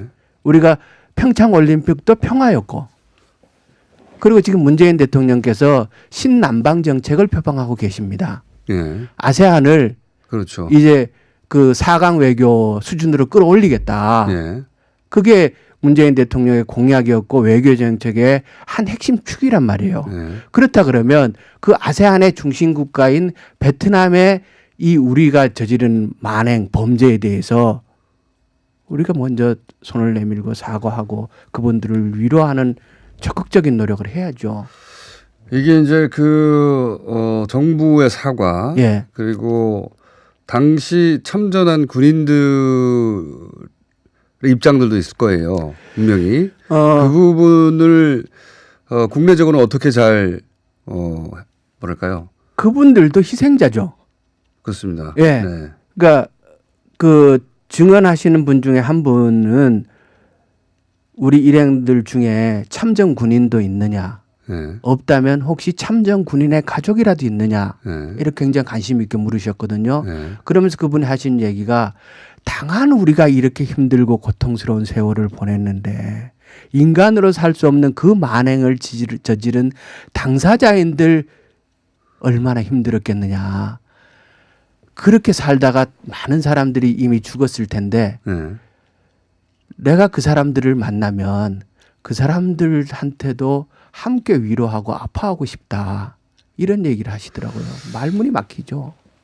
자, 이 문제는 민간 차원에서는 오랫동안 제기해 왔고 예. 정부 차원에서는 뭐랄까요, 있는 둥 없는 둥 뭐 사과 정도 하고 왔다면 이제 공식적으로 이 문제를 저는 처음에 한 번 아주 제대로 하면 더 이상 그런 얘기가 안 나오거든요. 예. 일본처럼 이렇게 질질 끌고 일부 인정하고 일부 아니다 그러고 예. 그걸 뭐 어쩔 수 없었다고 예. 하고 자발적이었다고 하고 우리도 만약에 거꾸로 입장을 바꿔서 아니 그러면 베트콩과 어떻게 네. 구분하란 말이냐 네. 등등이라든가 혹은 뭐 그 참전한 군인들도 이런저런 복수를 당해서 우리도 복수할 수밖에 없다 이런 논리는 말이 안 되는 거거든요. 여기서 그렇죠. 그거는 군인이 아니었기 때문에 네. 상대가 그건 전쟁에서 싸우는 건 서로 싸우는 거지만 이건 민간인에 대한 희생이잖아요. 그러니까요. 아기들이고. 아이들과 여성들에 대한 그건 완전히 다른 문제고요. 그리고 이거는 참전군인 개인의 문제가 아니라 국가 차원에서 해결해야 할 문제입니다. 저는 이 문제에 관해서는 정부 차원에도 사과하고 예. 민간 영역에서도 예. 베트남에 관해서 예. 그러니까 이런 걸 되돌아보기 힘들죠. 예. 사실은. 왜냐하면 우리 보통은 자기는 다 정의롭다. 예. 대체로 크게 나쁜 짓은 안 했다. 예. 믿고 싶잖아요. 자국에 예. 대해서는. 근데 그런 일도 있었다고 하니까 마주보기 힘들고 자꾸 부정하고 싶죠. 근데 예. 벌어졌는데 어떻게 합니까? 인정하고 사과해야 된다고 저도 생각합니다. 근데 그 시점이 된 거다 네. 이제는. 그렇죠. 베트남에서 사실상 오랫동안 인내하고 기다린 거죠. 50주년 50년이라는 됐고. 게. 예. 그리고 이제 50년이 되면은 당시에 그 현장에 있었던 사람들이 다 사망할 나이가 되어 가잖아요. 그렇군요. 베트남이 예. 우리보다 평균 연령이 차이가 나긴 났거든요. 예. 그분들이 우리도 막 똑같은 생각하지 않습니까? 위안부 할머니들이 더 돌아가시기 전에 일본이 공식적인 사과를 해야 되는 거 아니냐. 예. 그와 마찬가지로 베트남도 현장을 증언하는 분들이 이제 얼마 많이 남지 않았어요. 알겠습니다. 무슨 말씀인지 이제 충분히 알겠고요. 예. 그렇게 생각하시는 분들도 많이 있을 겁니다. 이제. 예. 충분히 우리 사회도 성숙됐고 예. 베트남 역시 그런 거를 공식적인 차원에서 문제 제기하고 받고 예. 그리고 정부가 공식적으로 인정하고 제대로만 사과한다면 이거 한 번에 다 끝나는 거거든요. 예, 예. 그럴 기회를 놓치지 말았으면 좋겠네요, 이번에. 그 청와대 홈페이지에서 국민청원 받고 있어요. 20만 좀 채워주세요. 의원님이 시작하신 거 아닙니까? 아니에요. 자, 오늘 여기까지 하겠습니다. 예, 이 얘기는 유일하게 베트남 한미 양민 학살 50주년 유령제에 갔다가 베트남 언론의 스포트라이트를 잔뜩 받고 그리고 왜 그렇게 갔는지 오늘 충분히 설명이 된 것 같죠? 예. 김현건 의원이었습니다. 베트남 관련해서 또 이 문제가 아마도 이번 주에 다시 거론될 것 같으니까 그때 한 번 더 모실 수 있을지도 모르겠습니다. 근데 이거 너무 마음이 아파요. 직접 보셨으니까 더욱 그렇겠죠. 예. 자, 오늘 여기까지 하겠습니다. 감사합니다. 예, 고맙습니다.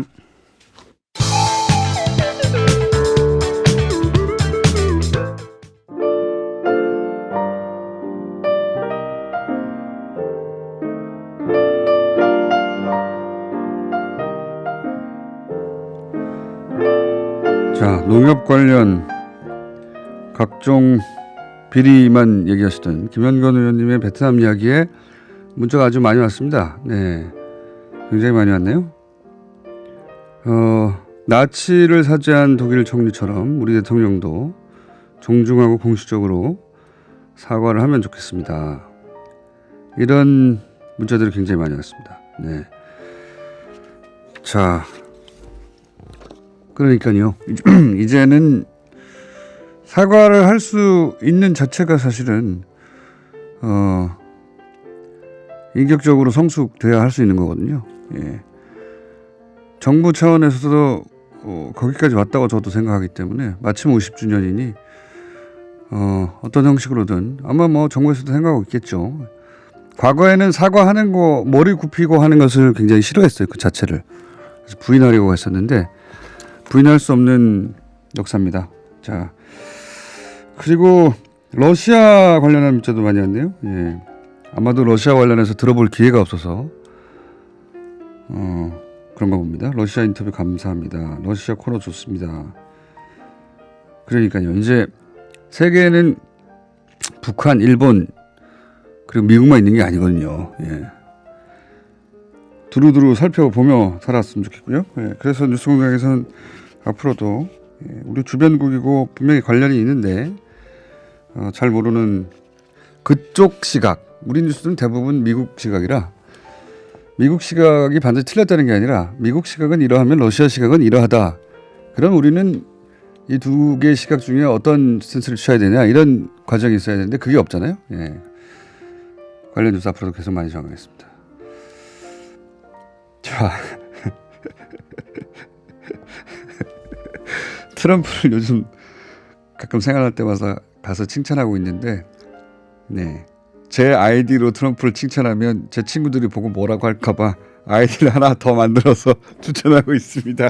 그러면 어김없이 트럼프 대통령의 좋아요가 나온다고. 특이한 양반입니다. 트럼프 대통령. 오늘 여기까지 하겠습니다.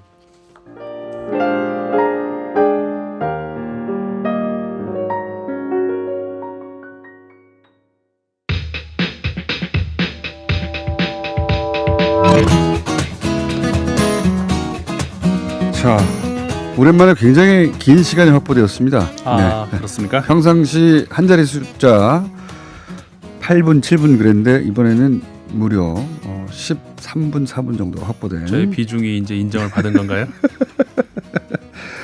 임상훈 소장님, 하천 공장장 나오셨습니다. 안녕하십니까? 네, 안녕하십니까? 네, 하천 공장장이 나날이 인기를 더해간다는 얘기는 들었습니다. 네, 덕분에 잘 운영되고 있습니다. 깔끔하게 아주 양복까지 이렇게 넥타이에. 오늘 무슨 일 있으십니까? 아, 오늘 그 인터뷰가 하나 있어서. 네.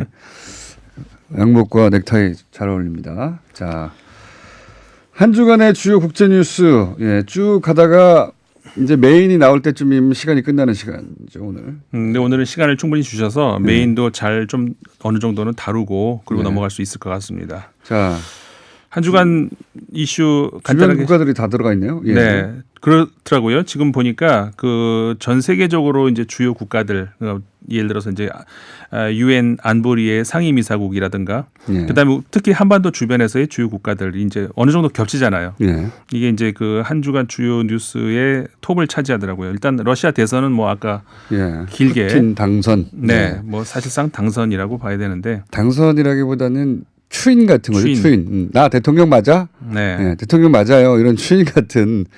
그러니까 푸틴 본인은 한 70%만 얻으면 좋겠다라고 했던 것 같은데 더 나올 것 같아요 아마. 다른 후보들이 한 자릿수예요. 네, 그렇죠. 네. 다 군소 후보들입니다. 네. 네. 그렇기 때문에 사실상 의미가 없는 푸틴의 라이벌이 성장할 수 없는 환경인 것 같아요. 네. 거기서는 지금은. 그 관련해서 이제 요즘에 영국하고 러시아하고 갈등이 외교적 갈등이 있는데 예. 이게 이제 그 푸틴 대통령의 어떤 위세하고도 관련이 있을 수가 있는데 지금 방금 말씀하셨습니다만은 그 푸틴 대통령과 라이벌이 된다 싶으면은 이렇게 하나씩 제거가 되는. 누가 했는지 모르겠지만 근데 사망했죠. 예. 예. 자살을 당한 것 아니냐. 뭐 다리 위에서 총 맞아 죽는다든가. 네. 예. 그리고 이제 그 꼭 정치적 라이벌이 아니라 하더라도 그러니까 반 푸틴 혹은 반 러시아적인 어떤 그 성향을 보였던 인물들이 하나씩 사라져요. 공식적으로 추방당하거나 텔레그램 창업자도 마찬가지죠. 네. 예. 사실상 추방이라고 봐야 되는데 추방당하거나 또는 뭐 사라지거나 하는 일들이 분명히 있긴 있었습니다. 최근에 네. 이제 영국하고 이제 외교적 갈등이 크게 불거진 이유가 스크리팔이라고 하는 과거 이중첩자였었죠. 그러니까는 러시아 스파이였는데 영국에다가 많은 정보를 파는 예, 네. 건네줬던. 러시아 입장에서는 배신자죠. 그렇죠. 네. 그래서 러시아에서 이제 감옥 생활을 했단 말이에요. 근데 이제 미국하고 스파이 양쪽에 이제 풀어주는 예. 그런 교환으로 이제 풀어졌는데 그러고 나서 영국으로 이주를 해서 이제 살았던 사람인데 그 사실은 그 부인도 의문의 죽음을 당했었는데 최근에 그 본인하고 딸이 그 독극물에 의한 그 암살 기도에 이제 노출이 됐었죠. 아직 사망은 안 했습니다만 거의 의식불명 사망 직전까지 가 있는 상황이라서 이 영국과 러시아의 이 스파이 독살 의혹은 역사가 오래됐어요. 예. 한 10여 년 전에도 이런 사건이 있었고요. 최근에 갑자기 다시 한 사람이 아니라 여러 명. 네. 예. 그때도 소위 이중 스파이 그리고 영국에 거주하던 사람이 갑자기 원인을 알 수 없는 뭐랄까요? 갑자기 아파서 네. 원인을 알 수 없이 병원에서 근데 특이했던 것은 제가 기억하고 있는 이름 좀 생각 안 나는데 그 소위 이제 러시아에서의 독극물 살인이라는 게 어떻게 확인되냐면 바로 사망해야 되는데 이분이 오래 살아남았던 거예요. 그래서 처음에는 병원에서 일반적인 검사 과정에서 안 나오다가 오래 살아남다 보니까 여러 가지 테스트를 해보고 그중에 이것은 일반적으로 구할 수 없는 거다. 네. 러시아에 독살된 게 아니냐라는 결론에 도달하는 사건이 있습니다. 유명한 사건이. 네. 이번에도 마찬가지로 예. 그 독극물이 러시아에서만 사용하는 그 독극물로 판명이 나면서 사실상 러시아가 한 행위로 그렇게 이제 판명이 거의 나거든요. 그러니까 영국 입장에서는 그 사실 영국하면 또 이게 그 정보 첩보의 네. 강국 아니겠습니까? 네. 양국이 첩보의 강국이죠. 예, 사실은. 양국이 그렇죠. 자존심 싸움을 좀 하고 있는 것 같고 영국 입장에서는 이번에는 못 넘어가겠다라고 얘기를 하는 생각을 하는 것 같아요. 그래서 최후 통첩을 한 거죠. 그 해명을 해라. 안 그러면은 그 우리는 가만히 있지 않겠다. 러시아에서는 안 하니까 23명의 외교관을 추방을 해버린 거예요. 그러니까 최근 몇십 년 내에 가장 큰 규모의 그 외교전이 이제 벌어진 거죠. 그리고 이제 영국 입장에서는 다른 그 주변 우방국들하고의 어떤 그 연대 이런 것들을 만들면서 독일, 프랑스 뭐 이런 국가들하고도 같은 목소리를 내달라는 그런 외교전을 벌이죠. 그리고 외교 장관 같은 경우에는 직접 신문에다가 글까지 써가면서 그 러시아에 대한 공격을 전방위에 외교전을 펼치고 있는데 프랑스, 독일 이런 나라들도 공감을 하고 있어요. 이거는 분명히 러시아가 한 것이 맞다. 그렇다면은 뭐 러시아에 누가 하겠습니까? 그러니까는 그거는 뭐 우리가 알 수는 없는 얘기입니다만은 어쨌든 그 영국하고 그 러시아가 굉장한 지금 그 어떻게 보면은 외나무 다리에서 만나가지고 물러설 뜻을 좀 안 보이고 있어요. 러시아도 또 영국 그 외교관을 20몇 명인가를 또 이렇게 추방하고 그런 양상이 되고 있죠. 저는 이게 일종의 적대적 공생관계, 그러니까 정치적 관점을 보면 네. 적대적 공생관계라고 보는 것이 푸틴 대통령 입장에서는 원래 정치인들은 티끌이라도 다 모으거든요. 네. 네. 그러니까 러시아를 배신한 자들에 대한 엄중한 처단, 네. 네. 그런 의미가 있고 선거에 도움이 되죠. 선거에 도움이 되죠. 네. 북풍처럼. 네. 그 영국 보수당 입장에서도 지금 인기가 별로 안 좋기 때문에 단호하게 대처하는 그렇죠. 영국의 위상 뭐 이런 그런 차원에서도 이 외교전을 볼 수 있다. 네. 그러니까 국내적인 정치 위기를 항상 돌파하는 그 돌파구는 외부에 대한 어떤 그 결속, 내적 결속 이걸로 항상 돌파를 하지 않습니까? 역사적으로도 이제 그런 면에서 볼 수가 있고 그런 면에서는 지금 그 일본의 아베 총리 같은 경우에는 굉장한 그 손해를 보고 있다. 일본 아베는 오로지 북한에 기대서 성장해 왔는데 그게 없어져 버렸어요. 돌파해 왔는데 갑자기 그게 사라지니까 지지율이 폭락하고 있어요 지금. 네, 엄청나게. 아니 지금 지난주에만 해도 40%대가 허물어졌다 이런 소식이 있었는데 원래 50%대였거든요. 예. 근데 급속하게 허물어지고 있습니다. 그러니까 60%에서 50%로 갔다가 40% 근데 40% 아래로 내려갔다는 소식이 있었는데 그게 39점 몇이었는데 이번에 보니까 마인치 신문에서 18일자 신문에 보도한 것을 보니까 33% 지지율이 나왔어요. 물론 아베가 오래된 그 학원 스캔들 네. 그 타이밍이 치명적인 거죠. 네, 그 학원 그렇죠. 스캔들이 터졌을 때 과거에는 북한으로 극복해 왔고 작년에는 그랬어요. 예, 극복해 왔고 다시 살아나서 네.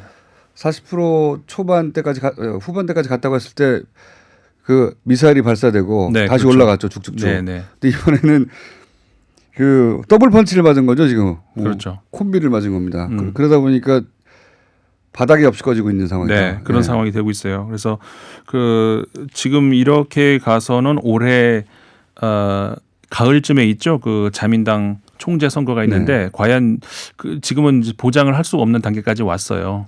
그러면서 사실상 그 야권은 너무 약하고 자민당 내부에서의 다른 계파들이 지금 바쁘게 움직이고 있죠. 이시바 시게루 같은 경우에 이제 지난 2012년도 그 자민당 선거에서 1차 투표에서는 1등을 했었잖아요. 차기로 거론되는 사람. 예, 아베 총리보다 앞섰었는데 2차에서 역전을 당했는데 이번에 다시 또 이렇게 발걸음이 빨라지고 있습니다. 그리고 이제 그 다른 과거에 그 외무상 했던 갑자기 성함이 생각이 안 나네. 그 외무상 기억 안 납니다. 저도. 야, 기억이 안 나네 갑자기. 그분 같은 경우도 어떻게 굉장히 계파가 크거든요. 그 움직임이 지금 빨라지고 있고 일본은 지금 그런 양상에 있습니다. 그래서 저는 북일 정상회담도 빨리 이루어질 수 있다. 그럴 것 같아요. 예, 본인이 그 트럼프가 국내 정치적 상황에서 돌파하려고 북미 정상회담에 대해서 적극적인 것처럼 아베 총리도 그러니까 아베 총리가 인기가 떨어지고 그 총리로서 위상이 위태로운 것이 우리한테 평상시라면 기분 좋은 뉴스 정도일 텐데 지금은 유리한 뉴스가 아니겠는가. 국제 정세가 굉장히 요즘에 보니까 참 그 올해 2018년이 어떻게 기록이 될지 모르겠는데 그리고 북한 입장에서도 참 골든 타임이에요. 이거 2018년이 어떻게 일부러 의도했는지 그건 알 수가 없습니다만은 중국 지금 굉장히 그 국내적으로 정치적으로 복잡한 상황에 있죠. 그 정신이 없죠. 왜 밖에 시선을 돌리기. 러시아 그렇죠. 미국도 지금 말씀하셨습니다만 중간 선거 앞두고 그리고 트럼프 개인적인 사생활 스캔들이나 이런 걸로 아주 골치 아프죠. 일본 같은 경우에는 북한의 그 핵 미사일 위기만 쏙 빼버리면 바로 허물어지는 이런 상황이 있죠. 그러니까는 모든 걸 쥐고 흔들 수 있는 아주 절묘한 타이밍이에요. 이게 우리 건국 이래 처음 온 기회예요. 정말로. 그렇죠. 예, 그냥 레토릭이 아니라 워낙 큰 나라들이고 강대국이라 우리를 지고 흔들고 자기들의 이해를 우리 한반도에서 어떻게 관철시키냐 가지고 싸웠지. 우리가 그쪽 정치적 상황을 가지고 이렇게 하는 게 좋지 않겠냐고 틈을 파고들은 적이 없었어요. 네, 그렇죠. 예, 없었었는데 중견국으로서 비로소 외교도 중견국의 어떤 대열에 들어갈 수 있는 외교를 처음 하는 것 같아요. 처음. 그렇죠. 절묘한 어떤 기회인 것 같다. 이런 생각은 듭니다. 원래 이런 찬스가 자주 오는 게 아니거든요. 이런 찬스가 자주 오는 게 아니기 때문에 꼭 살려야 한다. 그런 생각을 저는 요즘 절박하게 합니다. 네, 그렇습니다. 아베 상황도 우리한테는 나쁜 게 아닌 것 같고요. 그러니까 북한으로 허물어졌으니 북한하고 잘해서 그걸 디딤돌 삼아라. 우리나라 그 국군으로 봤을 때 절묘한 기회인데 정말 뭐 겐세이만 없으면은 그 좀 좋은 한 해가 될 것 같다. 일본어라서 일본 얘기하니까 일부러 하신 거죠. 예. 견제. 네. 자, 중국 얘기 좀 해보겠습니다. 지금 이게 메인 아이템이군요. 아니요. 메인 아이템은 그 미국에 오늘 그 말씀드리려고 했던 거는 트럼프 행정부의 그리고 참모진의 잦은 교체. 3분밖에 안 남았는데 중국 갔다가 메인 어디 갑니까? 메인부터 하시죠 그냥. 메인부터 할까요? 네. 그러면은 그 트럼프의 잦은 교체 이 얘기를 오늘 말씀드리려고 했는데 이게 잦다고 표현하기도 너무 잦다기보다는 뭐라 그러죠? 이건 수시. 예. 항시 수시. 언제나 정시가 아니라 수시. 언제나 실제로 교체하는 시기에 따로 없어요. 통계로 봐도 그러는데 지난해 말에 그 한 신문에 월스트리트 저널에서 보도한 바에 따르면은 34%의 그 교체율이라는 거거든요. 이거는 그 역대 정권을 보면은 알 수 있습니다. 그 레이건 대통령 같은 경우에 첫 해 1년 동안에 17%의 교체가 있었어요. 그리고 클린턴 정부 같은 경우는 11%, 그다음에 부시 대통령 같은 경우 6%만 교체를 했습니다. 이 첫 1년에. 그다음에 오바마 대통령 9%. 근데 거기에 비했을 때 이번에 트럼프 대통령 같은 경우에는 1년 동안에 교체된 참모진이 34%라는 거죠. 3분의 1이 교체됐다. 엄청난 숫자입니다. 근데 사실상 그 2년 차로 넘어가면은 교체율이 높아지거든요. 레이건 같은 경우는 아까 17 했는데 2년 차 가면 40%. 다른 나라들 다 그렇고 우리나라도 그렇습니다. 우리나라도 그럴 수밖에 없잖아요. 2년 차로 들어가면 교체율이 더 높아질 수밖에 없는데 지금 이미 1년 차에서 34%인데 이게 어디까지 가려고 할지 그러니까 이거를 이제 사실 역대 최고라고요. 역대 최고. 네, 이게 어디서 찾아봐야 되는지 이거를 좀 봐야 되거든요. 근본 이유를 뭐라고 분석하십니까? 근본 이유를 저는 그러니까 그 내부에 보면 트럼프의 인맥을 보면 총 3가지로 꼽을 수가 있어요. 가족 인맥, 그 다음에 이제 원래 공화당의 본류, 네, 본류. 그 다음에 소위 우파 중에서 약간 그 외곽에 있었던 네. 소위 월가. 예, 아니 그 경제적으로는 월가고, 네. 그 다음에 정치 이념적으로는 대한 우파라고 해가지고 극우라고 볼 수 있죠. 사실은. 그렇죠. 극우라고 볼 수가 있습니다. 그러니까 예를 들어서 이 공화당 본류의 경우에는 좀 이런 게 있었잖아요. 그 정치적 올바름에 대한 그런 나름 조금 그래도 그 그렇죠. 양심이 이런 게 걸쳐놓은 게 있었는데 자, 그런 거 나머지 필요 얘기는 없다. 말고 하청 공장에서 들으셔야 되겠습니다. 아, 그렇게 됐습니다. 예.